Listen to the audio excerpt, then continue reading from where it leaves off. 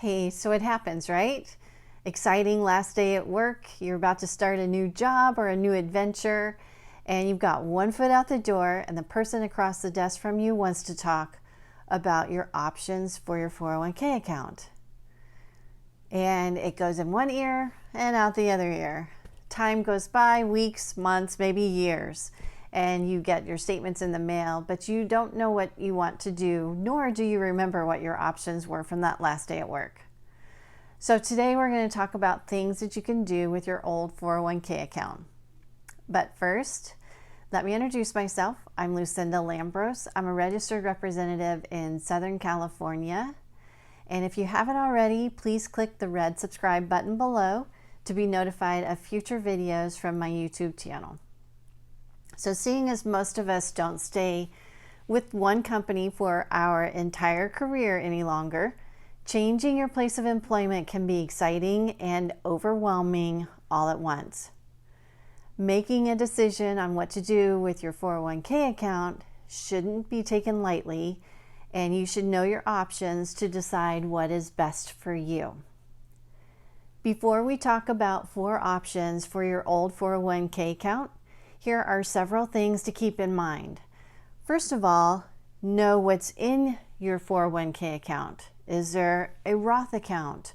Or maybe there's a non-qualified IRA inside of your 401k account. Secondly, compare fees and expenses. And then finally, know any potential tax implications. What I discuss from here on out can be found on the IRS website, www.irs.gov.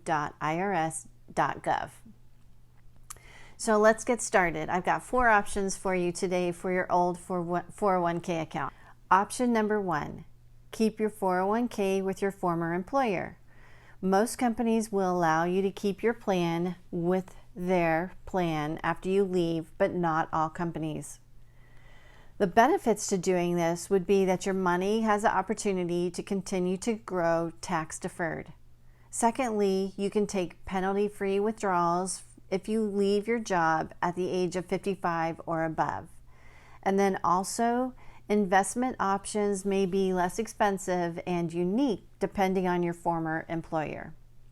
And possible negatives of leaving your 401k with your former employer include you won't be able to add additional money to your account, and most likely will not be able to take a loan from it either.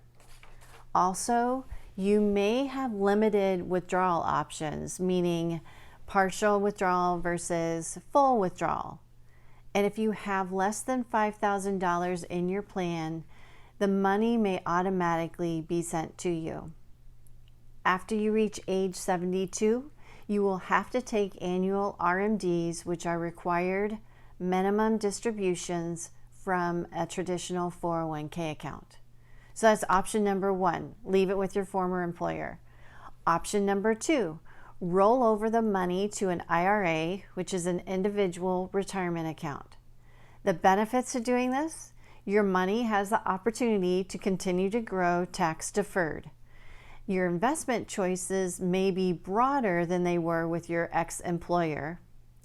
And then also, if you're under age 59 and a half, you can withdraw money penalty-free for qualifying first-time home purchase or higher education expenses. Possible negatives to this: after you reach age 72, you will have to take an annual RMD just like your 401k account, but not like a Roth IRA. Also, federal law offers more protection for money in a 401k plan than it does in an IRA. However, some states offer certain creditor protection for IRAs too. So that's option number 2, roll over the money to an IRA. Here's option number 3, roll over your old 401k to your new employer's plan, but not all plans allow for this, so make sure you check with your new employer. The benefits and possible negatives for this are similar to keeping your money in your old 401k account. Make sure to review your new plan rules and investment options before you do this. And then finally, option number 4, cash out. The benefit to this is it fulfills an urgent need for cash. The possible negatives will vary depending on your age and tax situation. If you are under age 59 and a half and take a withdrawal, it will most likely be subject to both ordinary income taxes and a potential 10% early withdrawal penalty. So an easy hypothetical example, let's say your federal and state taxes add up to 30%. Now add on an additional 10% for the early withdrawal penalty, and you're paying 40% in taxes and penalty fees. So let's say you take out $100,000 from your plan. You're going to subtract 40%, which is $40,000 in taxes and fees, and you're left with $60,000 in cash. The one exception worth noting here is the 10% early withdrawal penalty does not apply to distributions made to an employee, after separation from service after age 55. So one more note, if you decide to move to an IRA or to your new employer's plan with your old 401k account, try doing a direct rollover with the former plan, making out a check to the new bank or brokerage firm. Even better, a lot of companies will now do a direct electronic transfer, and you provide the account number and the instructions for your new account. Otherwise, if the check is made out to you, the IRS requires a 20% withholding tax, plus you only have 60 days to deposit this into your new account.